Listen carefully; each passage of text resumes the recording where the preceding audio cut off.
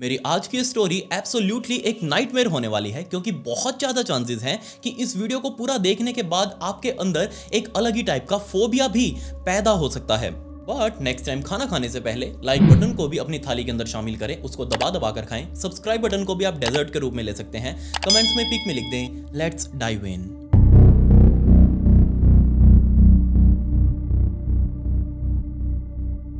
इस भयंकर इंसिडेंट को समझने के लिए हमें पापुआ न्यू गिनी के जंगलों में जाना पड़ेगा और टाइम था 1953 का, जब इसी साल गर्मियों में एक दिन शाई नाम की लड़की अपने बाकी कबीले वाले सभी लोगों के साथ इस जंगल के बिल्कुल बीच में बने हुए खाली इलाके के अंदर सभी के साथ खड़ी थी। और यहाँ खड़े सभी लोग बहुत ज्यादा दुख में थे क्योंकि 3 दिनों पहले शाई की बहन टुशाई उसकी मौत हो चुकी थी एक बहुत ही अजीब सी बीमारी से, जिसे ये लोग कुरू के नाम से जानते हैं। अब ये कुरू बीमारी इस जंगल के अंदर रहने वाले सिर्फ फोरे नाम के इस कबीले के लोगों के बीच में फैली हुई थी, सिर्फ इसी गांव में फैली हुई थी जहां शाई और टुशाई दोनों बहनें रह रही थी। इसी गांव के लोगों के ऊपर अपना अटैक कर रही थी जिसे कोई भी गांव वाला अभी तक समझ ही नहीं पाया था। और इसी कुरू बीमारी से इस गांव के अंदर हर साल सैकड़ों मौतें भी हो रही थी। इसलिए इन सभी गांव वालों को पता था कि अगर किसी को कुरू हो गई तो उसका मरना एक तो निश्चित है, दूसरा वो किस तरीके से मरेगा, कब तक मर जाएगा, ये भी लगभग पक्का ही हो जा रहा था। क्योंकि सबको पता था कि अगर किसी को कुरू हो गई तो सबसे पहले उसके हाथों में कंपन शुरू होगी और उसके बाद उसकी पूरी बॉडी का कंट्रोल खो जाएगा, वो सही से चल नहीं पाएगा, उसका वेट लॉस बहुत ज्यादा होगा, वो सही से सांस नहीं ले पाएगा और एट द एंड उसकी मौत हो जाएगी।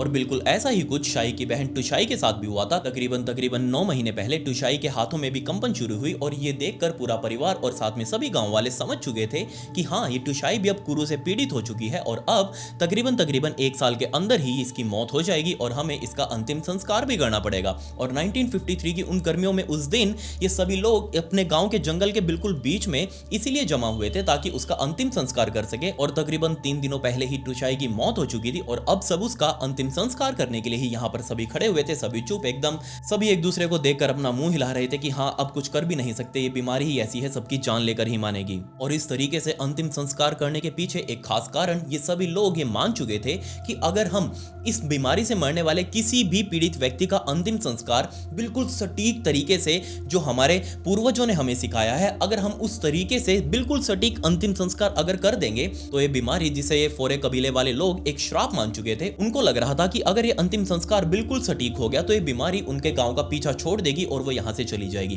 कीप इन माइंड, ये बीमारी पूरी दुनिया के अंदर सिर्फ इन फोरे कबीले वाले लोगों के अंदर ही देखी गई थी अभी तक, 1953 तक। उसके बाद कभी भी इसके बारे में किसी ने सुना ही नहीं, किसी ने जाना ही नहीं। खैर, टुशाई का अंतिम संस्कार करने के बाद सभी लोग अपने अपने घरों में गए और इस गांव के जो मेन बुजुर्ग लोग थे वो सभी इकट्ठा होकर साइड में बैठे और ये सभी लोग अब बहुत ज्यादा टेंशन में थे इस बात को लेकर क्योंकि उनकी जनसंख्या धीरे धीरे बहुत ज्यादा कम होती जा रही थी।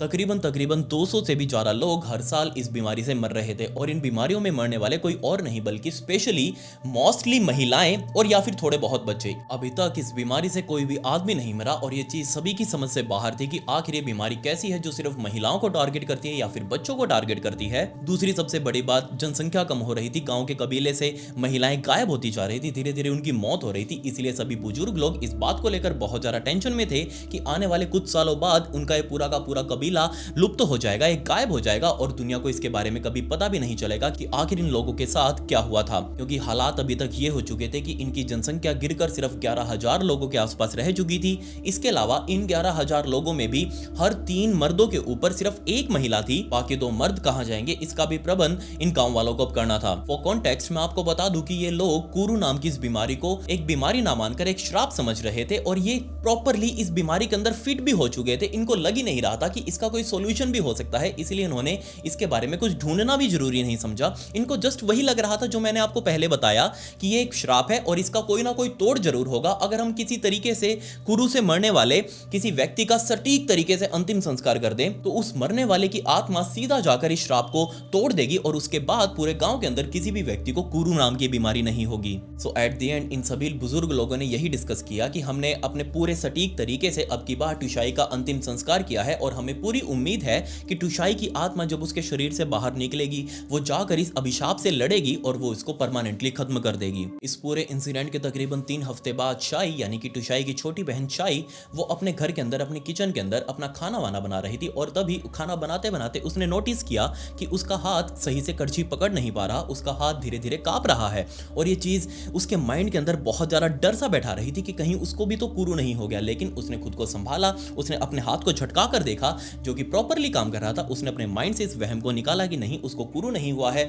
और ना ही उसको ऐसे थॉट्स अपने माइंड के अंदर लेकर आने हैं। बट एट द एंड कहीं ना कहीं उसको लग रहा था, उसको डर था कि कहीं उसको कुरू ना हो जाए। इसके तकरीबन 1 महीने बाद उसके शरीर के अंदर इतनी ज्यादा कमजोरी आ चुकी थी कि ना ही तो वो खुद से खड़ी हो पा रही थी, ना ही वो सही से बैठ पा रही थी, ना ही वो सही से चल पा रही थी। उसको चलने के लिए भी डंडे का सहारा लेना पड़ रहा था और इस पॉइंट पर शाई पूरे तरीके से समझ चुकी थी कि हाँ वो भी कुरू से सफर कर रही है, उसको भी कुरू नाम की ये जानलेवा बीमारी हो चुकी है और उसको बचाने के लिए या इसके इलाज के लिए गांव में से कोई भी व्यक्ति कोई कुछ नहीं कर सकता। कुरू अपने आप में एक मौत की सजा है जो उसे झेलनी ही पड़ेगी। शायद समझ चुकी थी कि जैसे ही गांव वालों को पता लगेगा कि उसको भी कुरू हो चुकी है तो पूरे गांव वाले तैयारियों में लग जाएंगे। उसके अंतिम संस्कार के लिए उसकी आंखों के सामने उसके अंतिम संस्कार की तैयारियां शुरू की जाएंगी। बस सोच कर देखिए उस टाइम पर शाई के माइंड में क्या चल रहा होगा, उसको कैसा फील हो रहा होगा। बट शाई ने खुद से मन के अंदर ठाना उसकी तो मौत होनी है, आज नहीं तो कल ये पेनफुल डेथ उसे जरूर मिलेगी। बट खुद के मरने से पहले वो गांव वालों के लिए कुछ ऐसा करके जाएगी जिससे आने वाले लोगों को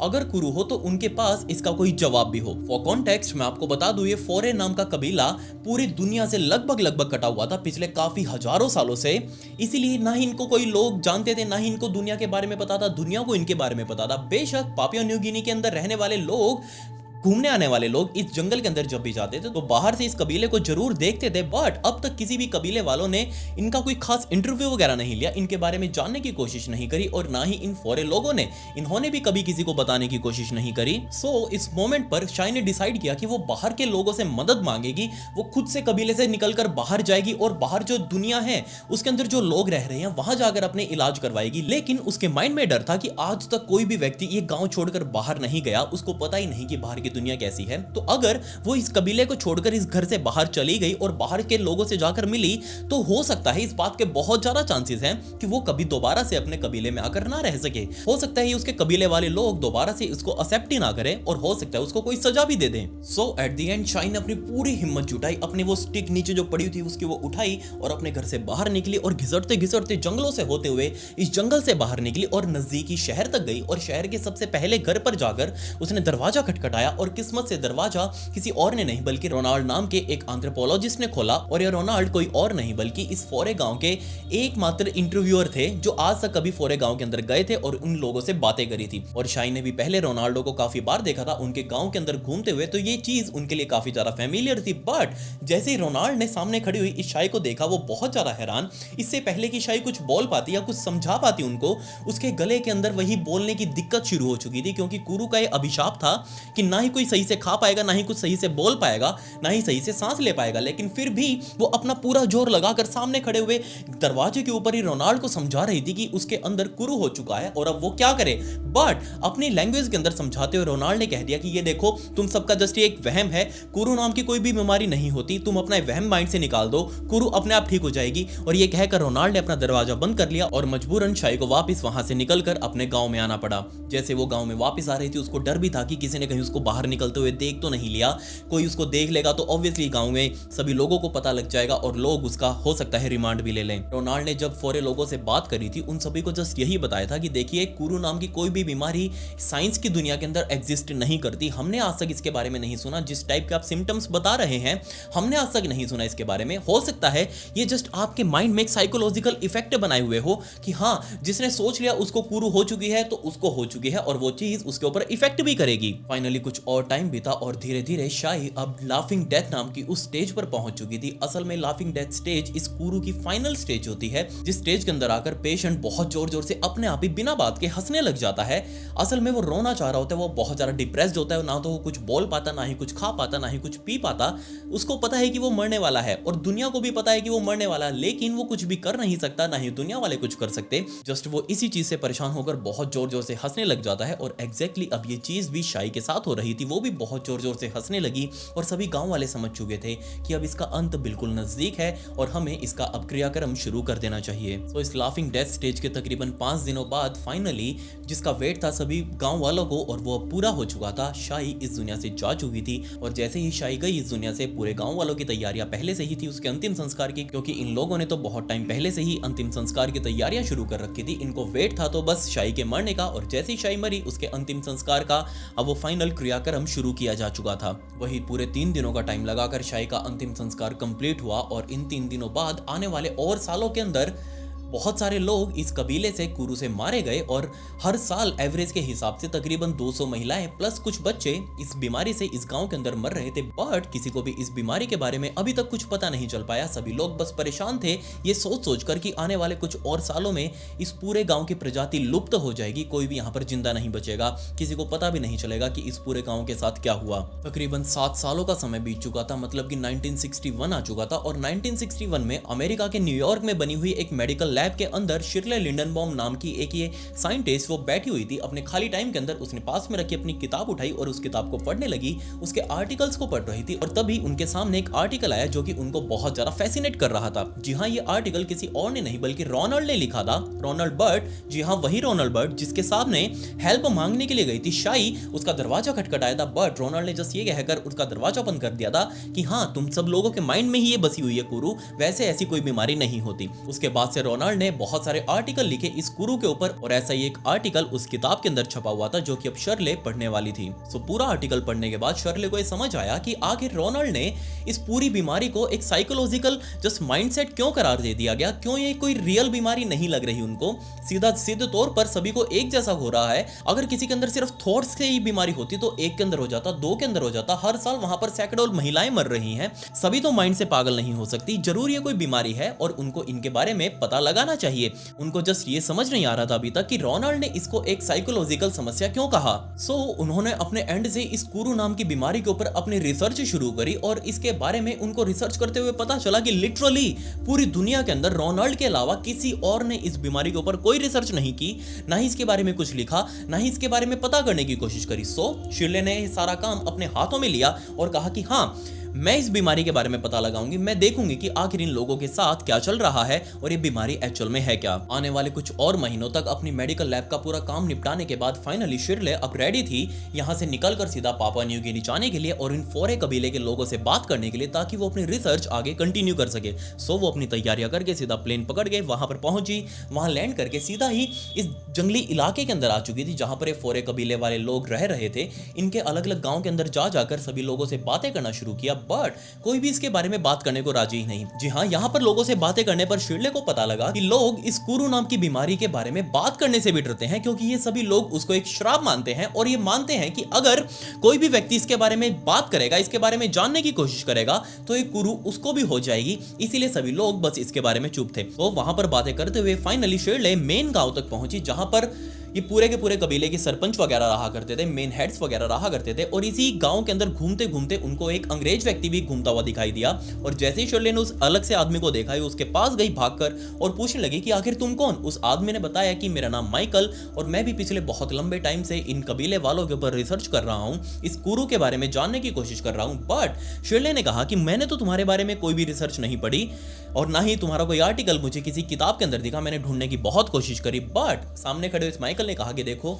मेरी रिसर्च अभी पूरी नहीं हुई है और जब भी होगी मेरी रिसर्च पूरी, मैं इसको जरूर पब्लिश करूंगा और इसकी कॉपी मैं जरूर तुम्हें भी भेजूंगा। दोनों ने एक दूसरे को गले लगाया और कहा कि जो भी हमारी रिसर्च होगी अब हम मिलकर करेंगे, क्यों ना हम इसके ऊपर मिलकर एक साथ मेहनत करें। और एक साथ मेहनत करेंगे तो ऑब्वियसली 2 दिमाग चलेंगे, दोनों के माइंड में अलग अलग थॉट्स आएंगे, दोनों हो सकता है इस बीमारी का कोई हल भी ढूंढ ले।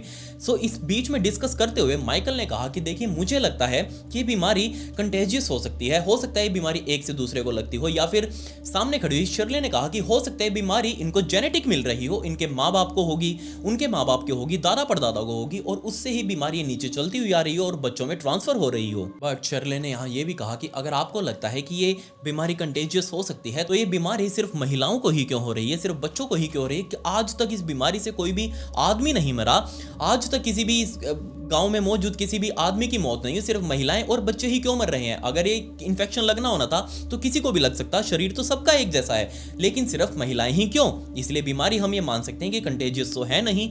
दूसरा, अगर किसी के बाप दादा को भी होगी तो उस परिवार को भी हमें ढूंढना पड़ेगा कि जिससे जहां से बीमारी शुरू हुई थी, ताकि हम इसके बारे में और ज्यादा जान सकें, इसकी डीप रिसर्च कर सकें। इसके तकरीबन 3 दिन बाद ये दोनों लोग यानी कि शिर्ले और माइकल दोबारा से वापस इस गांव के अंदर मिले और दोनों ने दोबारा से डिस्कस किया कि उनको नया इसके बारे में क्या पता चला। तो माइकल ने शर्ले को बताया कि मुझे इस बीमारी का एक नया मरीज इस गांव के अंदर मिला है और अब की बार कोई महिला नहीं इस बीमारी की मरीज, बल्कि एक 12 साल का बच्चा है, 12 साल का लड़का है, और वो लड़का इस बीमारी की लगभग लास्ट स्टेज पर है। जी हाँ, लाफिंग डेथ स्टेज, जिसके ऊपर मरीज अपने आप हंस हंसकर अपनी जान दे देता है, और वो बच्चा भी अब इसी स्टेज के ऊपर आ चुका था। बट जैसे ये बात शर्ले ने सुनी, उसको बहुत ज्यादा दुख हुआ कि बच्चों के अंदर भी बहुत जल्दी फैल रही है, यहाँ से लगभग वो गायब होते जा रहे हैं। लेकिन सामने खड़े माइकल ने कहा कि देखो, हमें इस बीमारी का कोई तोड़ निकालना है, कोई हल निकालना है, इसीलिए मैंने उसके माँ बाप, जो कि बहुत ज्यादा रो रहे हैं, परेशान है बेचारे, क्योंकि उनका बच्चा मरने वाला है, ये बात उनको पता है, लेकिन फिर भी मैंने उनसे बात करके ये मना लिया है उनको कि क्या मैं उनका बेटा जब वो मर जाएगा तो उसकी बॉडी अपने साथ कहीं हॉस्पिटल में ले जाकर इसकी ऑटोप्सी करवा सकता हूँ, इसके पोस्टमार्टम करवा सकता हूँ, ताकि हमें पता चल सके कि आखिर इनके शरीर के अंदर क्या हो रहा है। ऑब्वियसली ये चीज ना ही उन परिवार के लिए एक्सेप्टेबल थी, ना ही किसी गांव वाला के लिए एक्सेप्टेबल थी, क्योंकि कोई भी व्यक्ति उस गांव का नहीं चाहता कि वो उस गांव से बाहर जाए। और मरने के बाद तो उनका वो 3 दिन का बहुत बड़ा वो रिचुअल चलता है, वो एक क्रियाक्रम चलता है, अंतिम संस्कार, उसको कैसे परफॉर्म किया जाएगा। लेकिन फिर भी अब क्योंकि ये लोग लगभग लुप्त होने की कगार पर थे, इसलिए गांव के बड़े बूढ़ों ने फैसला किया कि हाँ, हम ये बॉडी इसके मरने के बाद डॉक्टर्स को सौंप देंगे और डॉक्टर्स ही जाकर पता लगाएंगे कि आखिर इस बच्चे के साथ क्या हुआ था, इसको कुरू कैसे हुई। कुछ दिनों बाद बेचारा वो 12 साल का लड़का इस गांव में मर चुका था, और जैसे इसके मरने की खबर शेरले और माइकल को पता लगी, दोनों उसके घर पर पहुंच चुके थे। उसके माता पिता को समझाया कि कोई बात नहीं, हो सकता है हम इससे ही कुछ नया पता लगा सके। सो उन्होंने उस बच्चे की बॉडी को अपने कब्जे में लिया और उसको सीधा गांव से बाहर पास ही के जंगली इलाके में लेकर गए, क्योंकि अब इसकी ऑटोप्सी कोई और नहीं बल्कि ये माइकल खुद करने वाला था। जैसे ये बात शर्ले को पता लगी, वो लिटरली समझ नहीं पा रही थी कि माइकल, क्या तुम सच कह रहे हो, तुम खुद इसकी ऑटोप्सी करोगे? मुझे तो विश्वास नहीं हो रहा, क्या तुम्हारे पास सारा कुछ सामान है? उसने तुरंत अपनी वैन की तरफ इशारा किया। वैन के अंदर वो सारे मेडिकल टेबल्स वगैरह, टूल्स वगैरह वो रखे हुए थे। सो इन दोनों लोगों ने मिलकर जंगल के अंदर ही वो मेडिकल टेबल लगाई, लाइट्स वगैरह लगाई, और सारी चीजें लगाकर माइकल अब रेडी था इस बच्चे का पोस्टमार्टम करने के लिए। सो जैसे ही उन्होंने उसके शरीर के साथ चीरफाड़ शुरू करी, उसके दिमाग के ऊपर से भी हड्डी को काटा गया, उसकी खोपड़ी को काटा गया, और जैसे ही वो कटोरी ऊपर से उठाई, अब उस बच्चे का दिमाग विजिबल था। अब ये सब चीजें शर्ले नहीं देख पा रही थी, सो वो अपनी पीठ मोड़कर साइड में खड़ी थी। तो जैसे ही माइकल ने उसके शरीर की वो खोपड़ी उतारी, ऊपर से वो कटोरी उतारी, माइकल बहुत जोर से चिल्लाया कि शर्ले, तुमको यहाँ पर देखना चाहिए, ये चीज क्या है। सो जैसे ही शर्ले ने वो सुना, शर्ले तुरंत घूमी, उसके पास आई और देखने लगी। बेशक शर्ले ने आज तक कभी भी असली ब्रेन, असली दिमाग इंसान का नहीं देखा था, लेकिन फिर भी उसको पता था कि जो वो चीज देख रही है, ये चीज रियल नहीं हो सकती, यहाँ कुछ बहुत भयंकर गड़बड़ है। जी हाँ, जो वो चीज अभी सामने देख रहे थे वो दिमाग था एक इंसानी बच्चे का, बट उस दिमाग के अंदर बहुत सारे छेद हो चुके थे। ऐसा लग रहा था जैसे उस दिमाग के अंदर बहुत सारे कीड़े मकोड़ों ने अपना घर बना रखा हो। उन लोगों ने तुरंत दोबारा से उस खोपड़ी को वापस पैक किया, उसके टाके लगाए, क्योंकि अब ये आगे की स्टडीज यहाँ इस जंगल के अंदर बैठकर तो नहीं कर पाने वाले थे। इसलिए शर्ले ने कहा कि क्यों ना मैं इस बॉडी को अपने साथ अमेरिका लेकर जाती हूँ, वहीं पर इसकी सबसे बड़े इंस्टीट्यूट्स के अंदर पोस्टमार्टम करवाऊंगी, इसके ऊपर रिसर्च करवाऊंगी, और तभी हमें कुछ पता लग सकता है कि आखिर इस बच्चे के साथ क्या हुआ था। सो शर्ले ने उस बॉडी को पैक किया, उसका वीजा अलग से लगवाया, उसकी परमिशन ली वापस अमेरिका लेकर जाने की, और वहां ले जाकर उसको डॉक्टर्स के हवाले किया, और डॉक्टर्स अब इसके ऊपर अपना रिसर्च शुरू करने वाले थे। सो तकरीबन 1 साल का समय बीत चुका था। सो तकरीबन 1 साल बाद न्यूयॉर्क के अंदर ही शर्ले अपनी मेडिकल लैब के अंदर बैठी हुई थी आराम से, और तभी उसके दरवाजे पर एक पोस्टमैन आया, और पोस्टमैन ने उसके हाथ में एक लेटर दिया, और वो लेटर कहीं और से नहीं बल्कि उसी इंस्टीट्यूट से था जहां पर उसने 1 साल पहले उस बच्चे की बॉडी को जमा करवाया था। और ये लेटर कुछ और नहीं बल्कि एक डिटेल्ड रिपोर्ट थी, जिसके अंदर सब कुछ लिखा हुआ था कि आखिर उस बच्चे के साथ उसके दिमाग में क्या चल रहा था। सो जैसे ही शर्ले ने वो लेटर पढ़ना शुरू किया, वो रिपोर्ट पढ़नी शुरू करी, उसमें यही लिखा हुआ था कि कुरू कहां से आई हमें नहीं पता, किसको होती है हमें नहीं पता, कब होती है हमें ये भी नहीं पता, और इसका इलाज क्या है हमें ये भी नहीं पता। उसमें जस्ट एक पॉइंट जो था वो बहुत काम का था, और वही लिखा हुआ था कि हमें बस ये पता है कि ये बीमारी आखिर फैलती कैसी है। ये बीमारी प्रॉपरली कंटेजियस बीमारी है। मतलब उन्होंने अपने पूरे एक्सपेरिमेंट के डिटेल वर्जन उसके अंदर लिखा कि हाँ, हमने ये जो आपने बॉडी भेजी थी, इसके अंदर से इसके दिमाग के टिश्यूज को निकालकर एक चिंपैंजी उसके शरीर के अंदर ये टिश्यूज डाले, और कुछ दिनों बाद वो चिंपैंजी इसी कुरु नाम की बीमारी से ग्रस्त हो चुका था, और आज वो चिंपैंजी मर भी चुका है। और बिल्कुल जैसा आपने डिटेल रिपोर्ट में लिखा था कि इस बीमारी के साथ लोगों के अंदर ये चेंजेस आते हैं और एंड में उनके लाफिंग डेथ स्टेज के ऊपर आकर मौत हो जाती है। और एग्जैक्टली यही चीज बेचारी उस चिंपैंजी के साथ भी हुई। एंड में वो भी बहुत जोर जोर से चिल्लाता हुआ मर गया। बट इस एक्सपेरिमेंट से हम ये जरूर श्योर हो चुके हैं कि बीमारी कंटेजियस है, मतलब कि एक इंसान से दूसरे इंसान के अंदर फैलती है, और वो भी दिमागी रूप से। ऐसा पॉसिबल कैसे था? एक इंसान का दिमाग अगर इन्फेक्टेड है तो वो दूसरे इंसान का दिमाग को कैसे इन्फेक्ट करेगा? ये चीज ऑब्वियसली शर्ले की समझ से भी बाहर थी। पूरी रिपोर्ट को पढ़ने के बाद अपने सिर के ऊपर हाथ रखकर शर्ले पीछे कुर्सी पर बैठ चुकी थी और सोचने लगी कि आखिर एक दिमाग दूसरे दिमाग को कैसे इन्फेक्ट कर सकता है। ये तो साइंस की भी समझ से बाहर है। बट तब वो सारी बातें जो उसने वहां उस गांव के अंदर रहते हुए, उन फॉरेन लोगों के बीच में रहते हुए वो सीखी थी, उनसे उनके बारे में जानने की कोशिश करी, तो वो सारी चीजें उनके माइंड में घूमने लगी। और तब उनको याद आया कि एक्चुअल में ये बीमारी उनके अंदर कैसे फैल रही है। और जो याद आया वो लिटरली सभी के लिए एक बहुत बहुत बुरा सपना था। आपके लिए भी एक बहुत बुरा सपना होने वाला है। असल में फोरे कबीले के अंदर रहने वाले लोग आज भी मानते हैं कि उनके गांव के अंदर रहने वाले, उनके कबीले के अंदर रहने वाले हर इंसान के पास 5 आत्माएं होती हैं। उनमें से एक आत्मा जब वो मर जाता है, इंसान उसके शरीर से निकलकर जिस चीज से वो मरा है, जिस रीजन से वो मरा है, उसको जाकर अटैक करती है और उससे अपना बदला लेती है। जैसे कि कुरु अगर कोई अभिशाप है, कोई कर्स है उन सब के लिए, तो अगर कोई भी व्यक्ति कुरु से मरा है तो उनके शरीर से वो आत्मा निकलेगी, उस कुरु नाम की बीमारी से जाकर लड़ेगी, उस श्राप से जाकर लड़ेगी और एंड में जीत कर आगे ये फैलने से रोकेगी। ये चीज कबीले वाले मानते थे। अभी भी 4 आत्माएं और थी, और इन्हीं 4 आत्माओं में से एक थी क्विला, जो कि सबसे भयानक थी। और ये क्विला आत्मा ही इन सभी लोगों को ये सिखाती थी कि जब भी कोई आदमी मर जाता है तो उसको बहुत संभाल कर रखा जाना चाहिए, बहुत संभाल कर उसका ध्यान रखा जाना चाहिए, ताकि अगर जिस भी चीज से वो मरा है, जिस भी बीमारी से वो मरा है, वो बीमारी बाकी लोगों के अंदर ना फैले और उससे कोई और आने वाले समय में ना मर पाए। जी हाँ, आपने बिल्कुल सही सुना। मरने वाले के शरीर को एक बहुत ही सेफेस्ट जगह पर रखा जाना चाहिए, ताकि उसके अंदर से कोई भी बीमारी ना फैल सके और बाकी लोगों को इन्फेक्ट ना करे। और पूरे गांव के लोगों ने मिलकर सैकड़ों सालों से फिक्स किया हुआ था कि कोई भी व्यक्ति मरेगा तो उसकी बॉडी को छोटे छोटे टुकड़ों में काट कर सेफ रखा जाएगा। कहां पर? एक महिला की बॉडी के अंदर। जी हाँ, अभी तक आप समझ चुके होंगे कि इन सभी लोगों ने अपना एक रिचुअल बना रखा था कि किसी भी व्यक्ति के मरने के बाद उसकी लाश को छोटे छोटे टुकड़ों में काटकर, स्पेशली गांव की महिलाएं, उनके बॉडी के अंदर उसको स्टोर किया जाएगा, उसके मांस को स्टोर किया जाएगा, ताकि आने वाले टाइम में ये मांस, ये मरने वाले के मांस किसी और के अंदर बीमारी ना फैला दे। सो शर्ले को याद आया कि जब वो उस टाइम पर गांव के अंदर रह रही थी तो काफी सारे लोगों की मौत भी हुई थी उस गांव के अंदर, और सभी के सभी लोगों के साथ, मरने वाले लोगों के साथ बिल्कुल एक तरीके का पैटर्न फॉलो किया गया था। उनके अंतिम संस्कार में तकरीबन 3 दिन लगने वाले थे। मतलब जिस टाइम पर वो बंदा मरा है उसके 24 घंटे तक, मतलब कि एक दिन वो अपने फैमिली वालों के पास रहेगा और अगले दिन वो गांव के बिल्कुल बीच में उसी खाली जगह पर रखा जाएगा और सभी लोग उसके चारों तरफ इकट्ठा होंगे और उसको गांव की महिलाएं ही पूरा बीच में से काटेंगी, छोटे छोटे टुकड़ों में करेंगी, और उसके बाद उसकी अच्छे से सब्जी बनाई जाएगी और मरे हुए इंसान की सब्जी बनाकर गांव की महिलाएं उसे बड़े चाव से खाएंगी। बेशक आप सभी के लिए सुनने में बहुत ज्यादा डिफिकल्ट हो सकता है, बहुत अजीब भी हो सकता है अगर आप खाना खा रहे हो तो आपको उल्टी आ जाए, बट